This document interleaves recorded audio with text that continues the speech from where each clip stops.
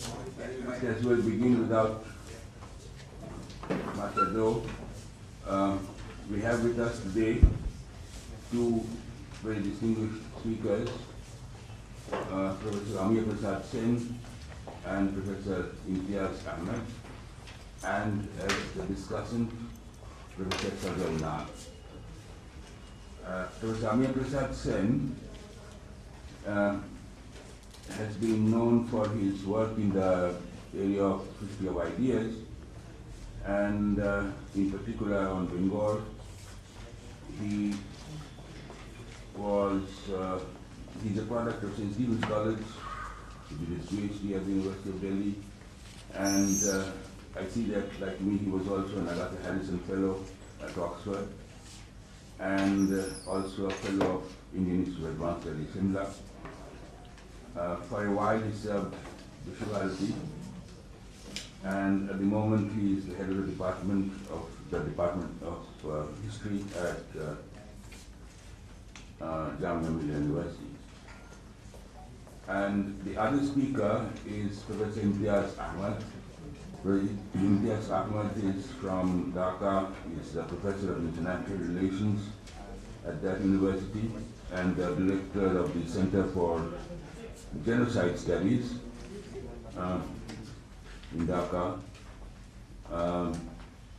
He was educated at the University of Dhaka, at the Carter University in Ottawa, Canada, and in the ANU at Canberra. I'm really very happy that he's here with us today, because in the last conference I tried to get participation from Bangladesh, from the history departments. I could get Anisul Zaman, but no historian at that time was available with the right interest. And Professor Imtiaz Ahmed's work is very relevant to our research, because he has been looking at marginal communities, about state policies, genocide, and the like.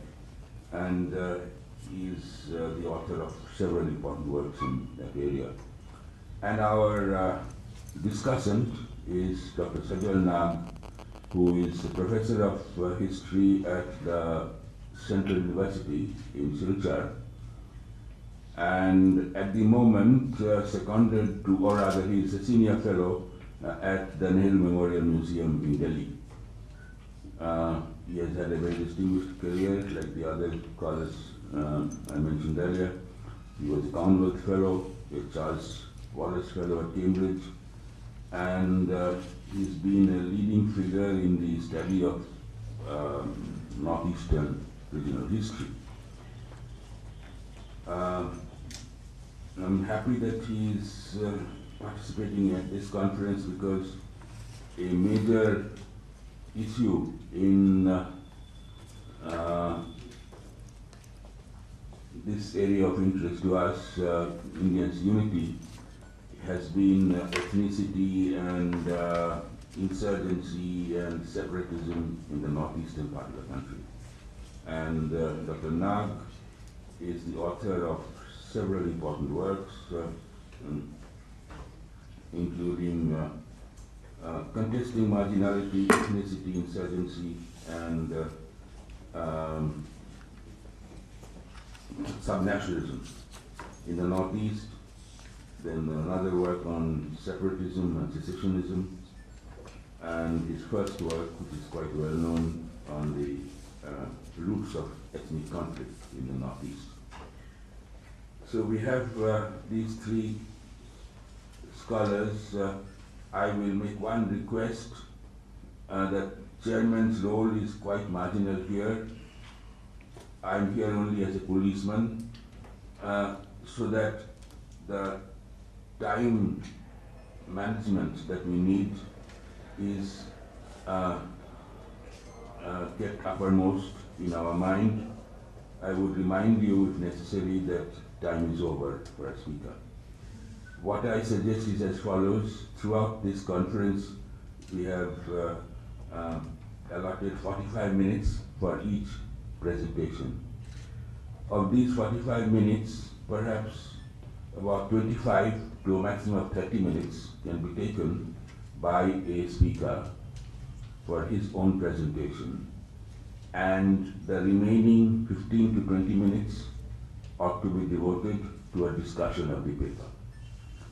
In this discussion, the lead will be taken by the discussant, in this instance, Dr. Sajal Nag, and perhaps for 5 to 10 minutes, the discussant will raise questions and make comments, and thereafter a general discussion will follow. So I do hope that this general format will be kept in mind. 25 to 30 minutes maximum for initial presentation, 15 to 20 minutes for discussion, of which at least half should be given to the discussant. I now call upon Professor Amir Sen to make his presentation. Respected monks of the Ramakrishna Order, respected Chairperson, fellow participants at this conference, ladies and gentlemen. As a historian of ideas, it is incumbent upon me, I think, to try and contextualize the theme of this conference. It is important to understand why such a theme is being studied now, or why it was at all accepted at a certain historical time, which is, I think, the first task for a historian. I presented this paper in a series of points, critically worded, I think, but I hope that this will set the ball rolling for a future discussion. Broadly speaking, there are two perspectives from which the theme of this conference will be approached: that of the cultural apologist and the strictly historical. Evidently, there are certain innate methodological and heuristic differences of approach between the two. For instance, the first treats this as an assumption. The second seeks to understand why the assumption comes about at all. Whereas the assumption in the first case is unmindful of temporality, the second rests on a critical investigation into this temporality. In other words, the historian, when set apart from the author of a culturally apologist discourse, insists on understanding the specific conjuncture when such claims gain public acceptance or credibility. It thereby concerns itself not so much with the text as the context. A closer look at the theme of this conference will also reveal a subtext. It is not simply the cultural unity of India that is being suggested here as a palpable unity within vast diversity. For a historian of ideas such as I, it is practically impossible to separate this claim from the historical conjuncture within which it was born. Claims of Indian unity are, in truth, directly related to colonialist allegations of the confounding divergence of discordance in Indian society and culture. This sense of unity, furthermore, is also seen as something interiorized, not only as apparent or visible to the eye, but nonetheless flowing on like some subterranean stream. In this paper, I argue that such discursive claims of the cultural unity of India within quotes were but expressions that became integral to Indian self-understanding. It was a trope that colonized middle-class Indian intellectuals used to actively negotiate with the pervasive presence of colonial modernity. In a sense, it represents a cultural technology that was invented to deny and to actively contest Orientalist, Western, colonialist readings of India. Here, it would be only pertinent to add that while the counter-colonialist discourse claimed such unity to have been perennially palpable in Indian culture and civilization, such claims are not pressed with comparable effect or regularity in pre-colonial India. I think this is an important point because neither in pre-colonial India nor in contemporary India would it be at all easy to press the claim that there is cultural unity of India. Today, it will be critically incorrect, I suppose, to say that there is cultural unity of India because of the many truth claims that dissident groups and interest groups are now pressing for themselves. feminists would argue that culture is a subterfuge for a gender kind of a politics. Dalits would have no truck with the Aryan foundations of our culture and so on. So this is a very hard thesis to defend at this stage. And so therefore, my essential point here is that it has to be placed in a certain historical context. I also argue that in a vital sense, such claims speak for the self-understanding and self-expression of the majority community, that is, of the Hindus. Minority communities that may include backward classes or castes or non-Hindus are rarely, if ever, heard to press such claims. In effect, therefore, this discourse, whether absent-mindedly or otherwise, repeatedly collapses the distinction between the Hindu and the Indian. In this context, I also put forth the argument, and this comes from my interest in philosophy, that the culture of absent-mindedness is in some ways facilitated by certain features innate to upper caste Hindu Brahminical culture and thought. Here I would particularly like to refer to Hindu Brahminical metaphysical thought and discourse, which maintains the following aim: that there is but one supreme existence, which may be variously called permanent, absolute, Purusha, eternal, infinite, Brahman, God, etc. Second, that man's approach to the eternal or infinite is by its very nature manifold. Since the eternal fulfills itself in the world in many ways, each of which is sacred and eternal in itself, multiplicity or varieties of human experience is, in effect, manifestations of the one.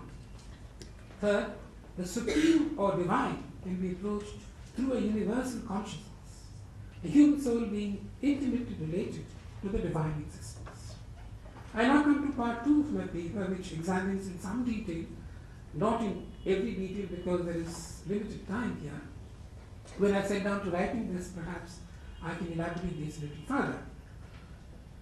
Especially in the context of colonial Bengal, claims of cultural unity were expressed through 3 discursive forms. First, by prioritizing the social community or Samaj over the political nation, Rashtra. Second, by constructing a universalism that allowed for the interpenetration of certain moral, religious, and philosophical elements. And third, by attempting to revive the dharmic view. There was a lot of talk yesterday, and I was inspired by the fact that someone did speak about reviving the dharmic view as representing the quintessential Indian worldview in these matters. The award is based on my study of certain prominent Hindu thinkers, but little studied, perhaps relatively little studied, like the educationist and essay writer Bhudev Mukhopadhyay, the well-known novelist and thinker Mumkin, the militant politician turned Catholic monk Brahmananda Upadhyay, and of course, Sri Ramakrishna and Vivekananda. Samaj and Rashtra. Bhudev and a host of other contemporary writers, that includes the early Rabindranath too, Professor Bhattacharya mentioned this yesterday last evening, are emphatic in their claim that in India, a sense of the nation, though differently constituted, always persisted in time. In India, the nation was intrinsically constituted by the social community or Samaj, as distinct from the narrowly political.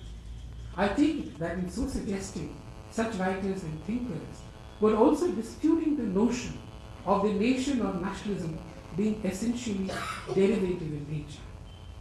Quite significantly, the word jati, at least in Bangla, has multiple meanings, ranging from a particular caste to a nation or nationality.